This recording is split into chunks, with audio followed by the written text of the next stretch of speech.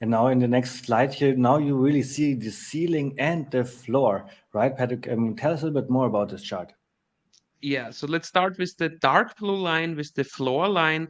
This is the line which how the T-share pool would look like if all the stakes who are coming out would not be restaked at all. And then we have the orange line where we put it in our assumption with a really high restaking rate, and then the blue line on top. There we have the theoretical maximum T-shares.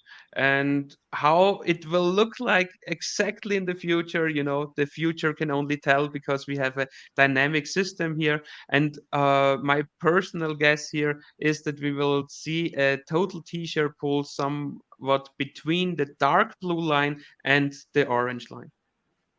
And then it's really interesting for us to calculate, well, what can we earn in the next 15 years? And here we have the daily payout that is only going up and the T-share pool that is only going down. Patrick, what does that result in? Yes, exactly. So in, for example, 15 year, there's 85 million HEX as the daily payout total is a pretty accurate number. So that won't change much. It would only change by a few millions with early and late end stake penalties. And then on the other side, the forecasted total T-share pool with our assumption of a really, really high restaking rate would be still 9 million T-shares in 15 years from now.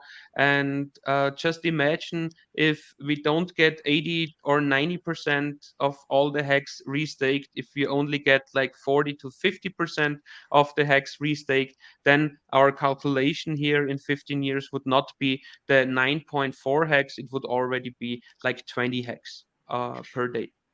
And Right. you Right. remember this calculation? We did something similar before where we calculated what is the hex that you earn per T-share today. And here we have the number that could maybe play out in 15 years, which is 9.4. And Crispy, I want to ask you, what would you say to somebody who's saying, well, look, from 6 to 9, that's not really a high increase in the next 15 years. How would you counter this argument? Well, I think it would represent like a 50% increase over what it is today.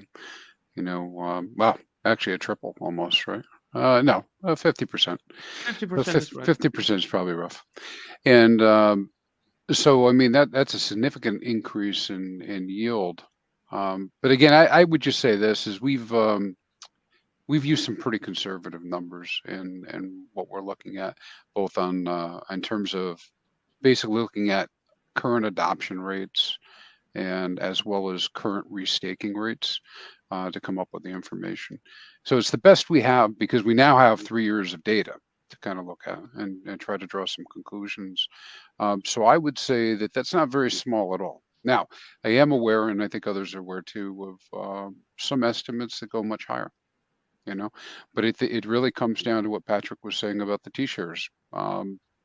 Staker habits, staker activity will determine how many T-shares are in existence. And so if we end up with more T-shares, maybe it's a little bit lower, and if we end up with less, it might be a lot higher. But again, I think in terms of total or user minted hex, it only comes into creation one way. So we only have so much hex that comes out, and maybe people that hold liquid will start learning to stake. I don't know. We'll see.